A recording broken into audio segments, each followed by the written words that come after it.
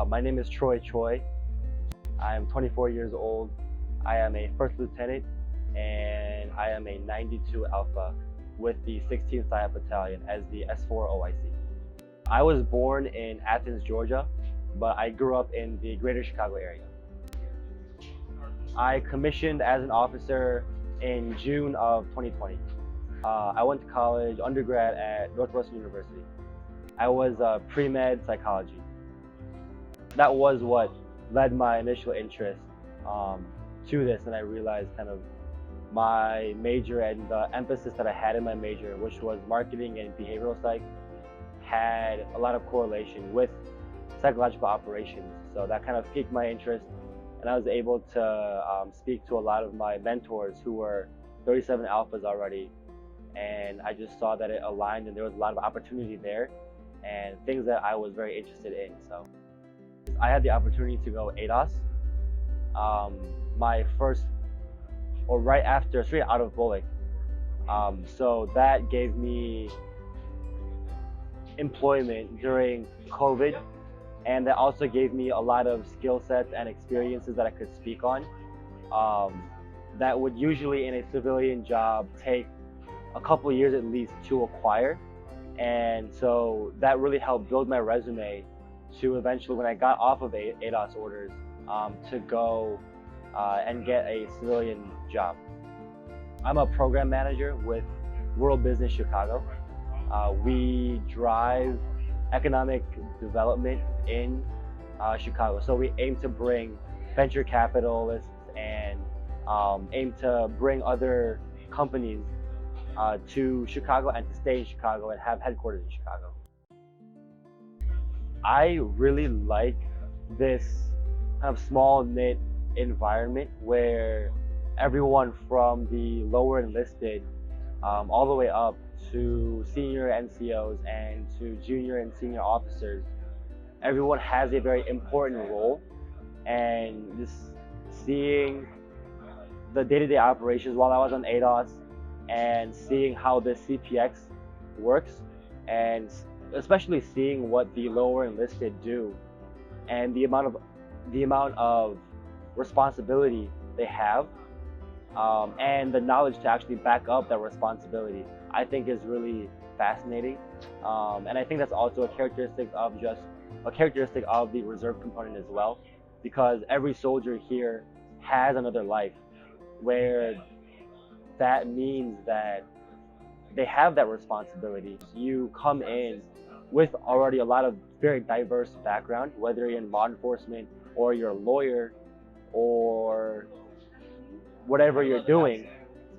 So with that, I think that really calls for a very diverse skill set that's brought. And PSYOP specifically, I see a lot of people kind of in marketing and just in the day-to-day thinking about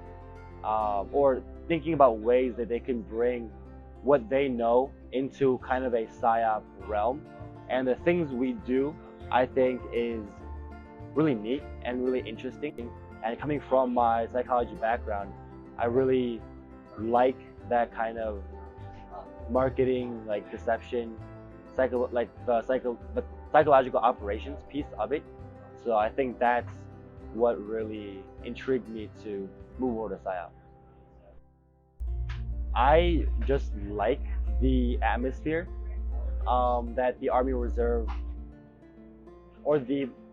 has, I would say. I think it's just another hub where I could meet new people and grow new connections with my peers, my soldiers, and my senior ranking officers. And it's really interesting being able to meet people from such diverse backgrounds. And I think that's kind of what the Army has done for me, is bring about that diversity to me where I usually may have not been able to get it, because the Army forces people from such different backgrounds and different perspectives and different ideologies to come together and force them to work together, which means that we just have to learn. And I think that's really helped me grow as a person and as a leader, being able to understand so many different perspectives and so many different types of people. Um, so that for me is the biggest appeal. That my ability to meet so many different people, so many different types of people from different walks of life, and learn what they think and why they think that way, so that I could increase my, I guess, my perspective on things. We as a species, as humans, aren't meant to be alone, right? We're supposed to be working as a team. There's no like lone wolf type of mentality. I know that that's a very big thing nowadays, or what always has been.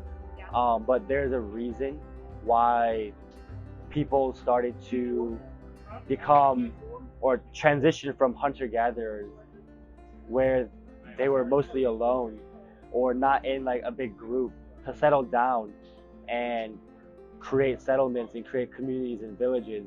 And so in the military sense, kind of, you are, you can't do anything alone, and you always have to be a team. So I think that's kind of, that is the biggest thing that the Army has really drilled into my head. That there is no I, and you are supposed to rely on others, your NCOs and your soldiers and your peers, and you're supposed to go to them for help. And there's this whole like I alone, lone wolf thing doesn't work. And I've seen that time and time again, that people that try to do that don't really make it that far. And the people that really thrive the most are the ones that work as a team and that think of your peers and everyone else wearing the uniform as a part of the team.